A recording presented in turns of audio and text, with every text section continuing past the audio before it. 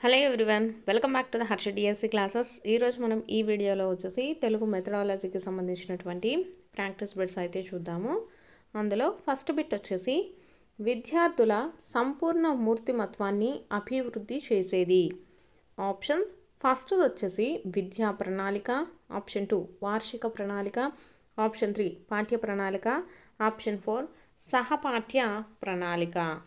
విద్యార్థుల యొక్క సంపూర్ణ మూర్తిమత్వాన్ని అభివృద్ధి చేసేది ఏది అంటే విద్యా ప్రణాళిక అండి. విద్యా ప్రణాళిక. నెక్స్ట్ బిట్, విషయ ప్రణాళికల తయారీలో దృష్టిలో ఉంచుకోవలసినటువంటి అంశాలు. విషయ ప్రణాళికల తయారీలో దృష్టిలో ఉంచుకోవలసినటువంటి అంశాలు. ఆప్షన్స్: ఫస్ట్ వచ్చేసి సామాజిక అవసరాలు దృక్పథాలు, ఆప్షన్ 2 సాంఘిక పద్ధతులు దృక్పథాలు, ఆప్షన్ 3 రాజకీయ అవసరాలు దృక్పథాలు, ఆప్షన్ 4 వ్యక్తిగత అవసరాలు దృక్పథాలు. మనకు విషయ ప్రణాళికలు తయారు చేసేటప్పుడు దృష్టిలో ఉంచుకోవాల్సినటువంటి అంశాలు ఏవండి? సామాజిక అవసరాలు అలాగే దృక్పథాలు. సామాజిక అవసరాలు దృక్పథాలు. Option 1 is the right answer. Next bit, ఉపాధ్యాయుడు ప్రణాళికలను రూపొందించుకునే ముందు విశ్లేషించుకోవలసినది. ఆప్షన్స్: ఫస్ట్ వచ్చేసి తన తరగతిలోని విద్యార్థుల యొక్క స్థాయి, ఆప్షన్ 2 ఆ సంవత్సరము విద్యార్థులచే సాధింపజేయవలసినటువంటి సామర్థ్యాలు, ఆప్షన్ 3 పై 2, ఆప్షన్ 4 పైవేవి కావు అనేసి ఇచ్చారండి. ఉపాధ్యాయుడు ప్రణాళికను రూపొందించుకునే ముందు విశ్లేషించుకోవాల్సినవి ఏంటివి అంటే తన తరగతిలో ఉండేటటువంటి విద్యార్థుల స్థాయి, అలాగే ఆ సంవత్సరము విద్యార్థులచే సాధింపజేయవలసినటువంటి సామర్థ్యాలండి. ఈ రెండు కూడా ఉండాలి. సో కరెక్ట్ ఆన్సర్ ఏమవుతుంది?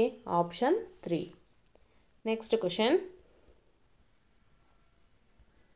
నెలవారీ నిర్వహించేటటువంటి అదనపు కార్యక్రమాలు ఉండేటటువంటి ప్రణాళిక. ఆప్షన్స్: ఫస్ట్ వచ్చేసి వార్షిక ప్రణాళిక, ఆప్షన్ 2 కాలాంశ ప్రణాళిక, ఆప్షన్ 3 యూనిట్ ప్రణాళిక, ఆప్షన్ 4 పాఠ్య ప్రణాళిక.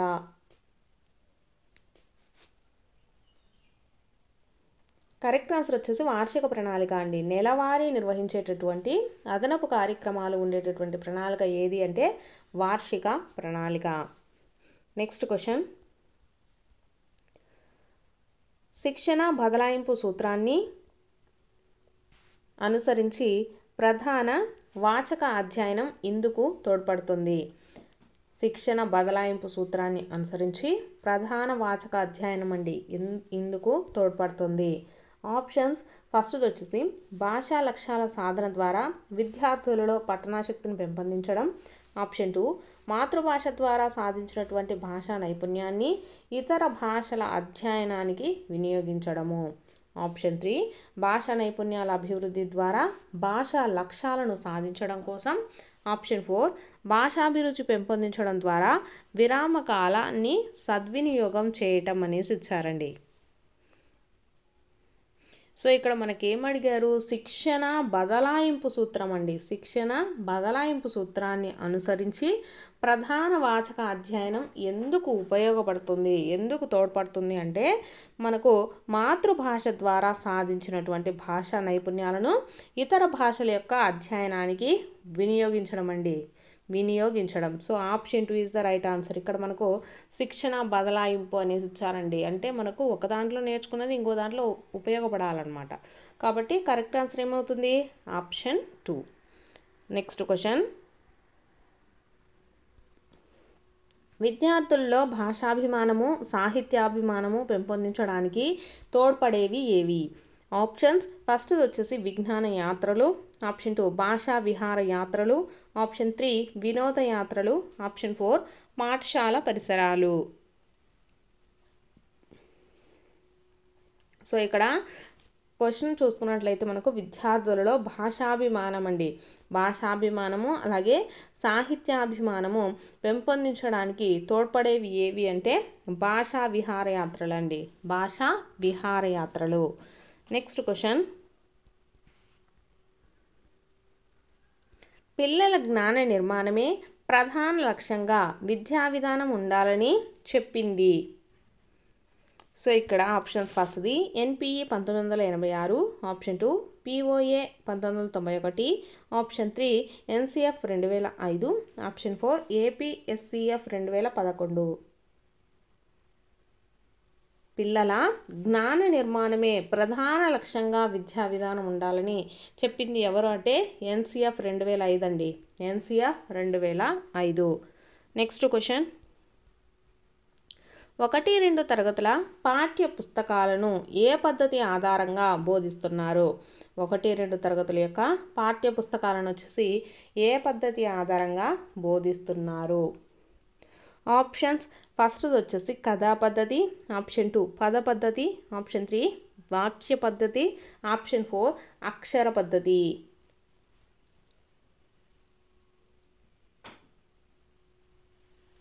కరెక్ట్ ఆన్సర్ వచ్చేసి పద పద్ధతి అండి.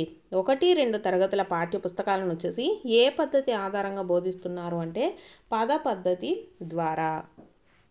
నెక్స్ట్ క్వశ్చన్, కృత్యధారా పద్ధతిని సూచించినటువంటి కమిటీ. కృత్యధారా పద్ధతిని సూచించిన కమిటీ.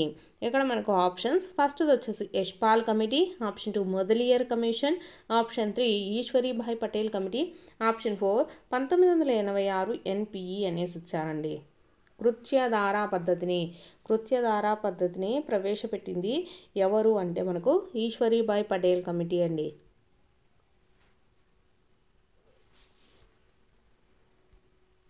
నెక్స్ట్ క్వశ్చన్, విద్యార్థులు తాము విన్న, చదివిన, తెలుసుకున్న అంశాలను స్వయంగా, అభినయంగా, నృత్య రూపకంగా ప్రదర్శించడం.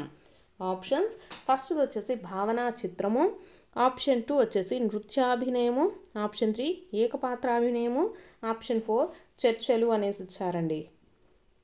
విద్యార్థులు తాము విన్నది, అలాగే చదివిన, తెలుసుకున్న అంశాలను స్వయంగా, అభినయంగా, నృత్య రూపకంగా ప్రదర్శించడాన్ని ఏమంటారు? నృత్యాభినయం అండి. నృత్యాభినయము. Next question,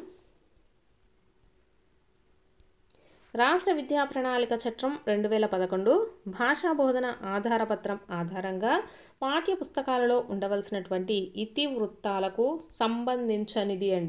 సంబంధించనిది.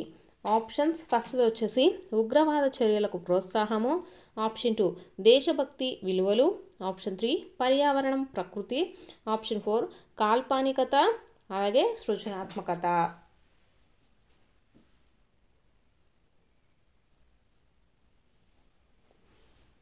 కరెక్ట్ ఆన్సర్ వచ్చేసి ఆప్షన్ 1 అండి. ఉగ్రవాద చర్యల ప్రోత్సాహము. ఇక్కడ మనకేమిచ్చారు? రాష్ట్ర విద్యా ప్రణాళిక చట్టము 2011 భాషా బోధన ఆధారపత్రము ఆధారంగా పుస్తకాలలో ఉండవలసినటువంటి ఇతివృత్తాలకు సంబంధించనిది అండి. సంబంధించనిది ఏది? ఉగ్రవాద చర్యల ప్రోత్సాహం అనేటటువంటిది. So option 1 is the right answer. Next question, పదజాలాభివృద్ధి అభ్యాసం ఏ కృత్యంగా నిర్వహించాలి? ఆప్షన్స్ ఫస్ట్ వచ్చేసి పూర్తి తరగతి కృత్యం, ఆప్షన్ 2 జట్టు కృత్యం, ఆప్షన్ 3 వైయక్తిక కృత్యం, ఆప్షన్ 4 పైవన్నీ అండి. పైవన్నీ. సో ఇక్కడ కొంచెం స్పెల్లింగ్ మిస్టేక్ పడింది. సో ఇవన్నీ పైవన్నీ అండి. పైవన్నీ. సో కరెక్ట్ ఆన్సర్ వచ్చేసి మనకు పదజాలాభివృద్ధి అభ్యాసనం వచ్చేసి మనకు ఏ కృత్యంగా నిర్వహించాలి అంటే పూర్తి తరగతి కృత్యం అండి. పూర్తి తరగతి కృత్యంగా. నెక్స్ట్ క్వశ్చన్, భాషను గురించి తెలుసుకుందాం అనే అభ్యాసము ఏ కృత్యంగా నిర్వహించాలి?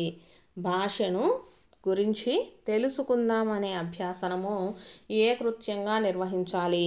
ఇది కూడా మనకు పూర్తి తరగతి కృత్యంగానే నిర్వహించాలండి. పూర్తి తరగతి కృత్యంగా.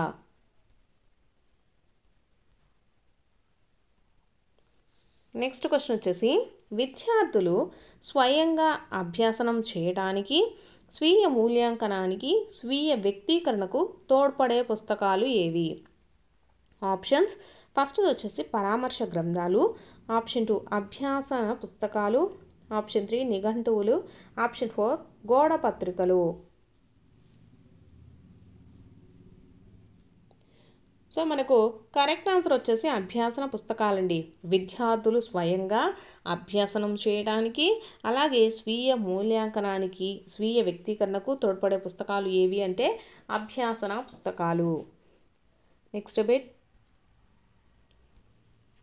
బోధన అభ్యాసన ప్రక్రియకు ప్రాతిపదిక.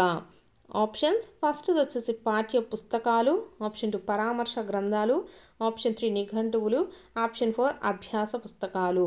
ఇక్కడ మనకు ఏమిచ్చారంటే బోధన అభ్యాసన ప్రక్రియకండి. బోధన అభ్యాసన ప్రక్రియకు మనకు ప్రాతిపదికన ఏం తీసుకుంటాము? పాఠ్య పుస్తకాలు. పాఠ్య పుస్తకాలు is the correct answer.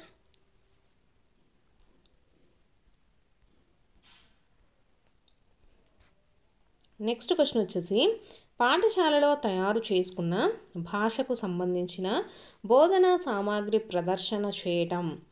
Options, first వచ్చేసి పాఠశాల పత్రిక, ఆప్షన్ 2 భాషా మేళా, ఆప్షన్ 3 గోడ పత్రిక, ఆప్షన్ 4 పఠన మేళా అనేసి ఇచ్చారండి. సో కరెక్ట్ ఆన్సర్ వచ్చేసి మనకు భాషా మేళా. ఎందుకంటే పాఠశాలలో తయారు చేసుకున్న భాషకు సంబంధించిన బోధనా సామాగ్రి ప్రదర్శన చేయడం ఏమవుతుంది? భాషా మేళా. నెక్స్ట్ క్వశ్చన్, అభ్యాసన అభివృద్ధి కార్యక్రమం LEPని ప్రవేశపెట్టినటువంటి సంవత్సరం. అభ్యాసనాభివృద్ధి కార్యక్రమం అండి LEPని ప్రవేశపెట్టినటువంటి సంవత్సరం ఏది అంటే 2005, 2006 అండి.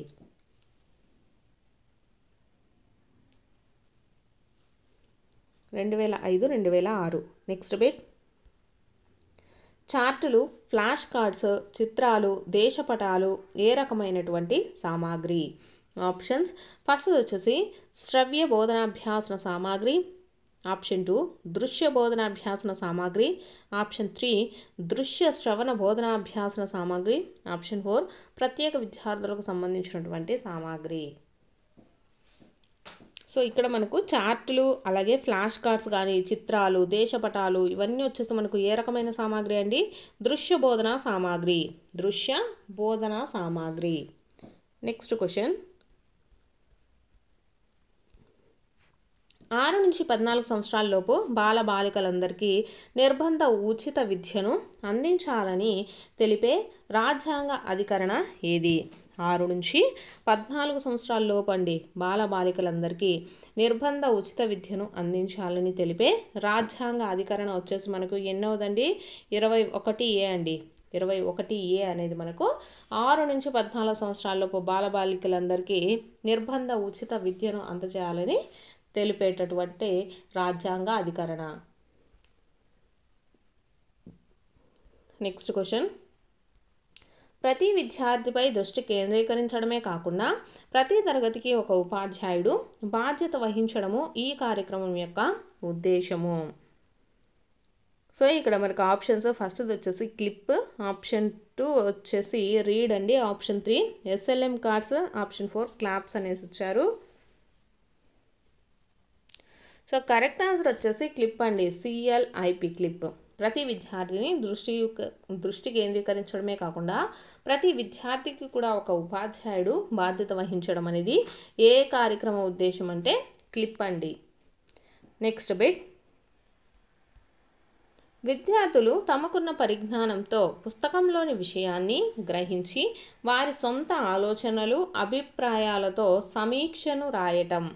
ఆప్షన్స్, ఫస్ట్ వచ్చేసి పుస్తక సమీక్ష, ఆప్షన్ 2 పుస్తక పఠనము, ఆప్షన్ 3 పాఠశాల సంచిక, ఆప్షన్ 4 గోడ పత్రిక. సో ఇక్కడ విద్యార్థులు తమకున్న పరిజ్ఞానంతో పుస్తకంలోని విషయాన్ని వచ్చేసి గ్రహించి వారి సొంత ఆలోచనలు అభిప్రాయాలతో ఒక సమీక్ష రాయటాన్ని ఏమంటామండి? పుస్తక సమీక్ష. నెక్స్ట్ క్వశ్చన్,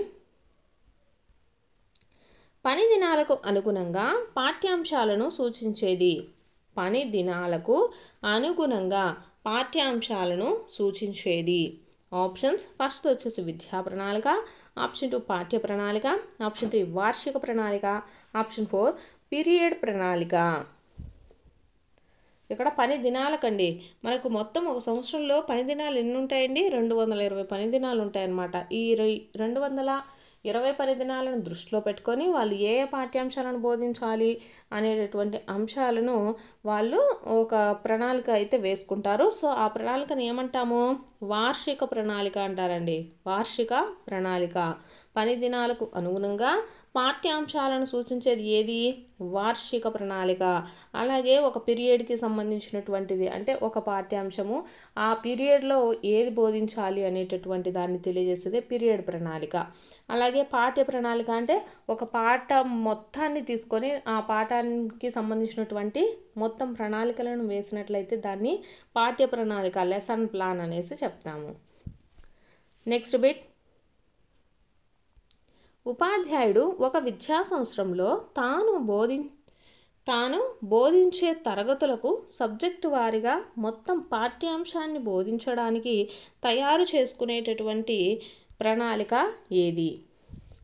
ఆప్షన్స్ ఫస్ట్ వచ్చేసి విద్యా ప్రణాళిక, ఆప్షన్ 2 పీరియడ్ ప్రణాళిక, ఆప్షన్ 3 పాఠ్య ప్రణాళిక, ఆప్షన్ 4 వార్షిక ప్రణాళిక. సో ఇక్కడ క్వశ్చన్ చూసుకున్నట్లయితే ఉపాధ్యాయుడు ఒక విద్యా సంవత్సరం మొత్తంలో అండి, ఒక విద్యా సంవత్సరంలో తాను బోధించే, ఇక్కడ చే అనేది పడలేదు, సో ఇక్కడ తాను బోధించే తరగతులకు సబ్జెక్టు వారీగా మొత్తం పాఠ్యాంశాలను బోధించడానికి తయారు చేసుకునేటటువంటి ప్రణాళిక ఏదండి? వార్షిక ప్రణాళిక. ఒక విద్యా సంవత్సరంలో, సంవత్సరం అంటేనే వార్షికం కదా, సో ఏమవుతుంది? వార్షిక ప్రణాళిక.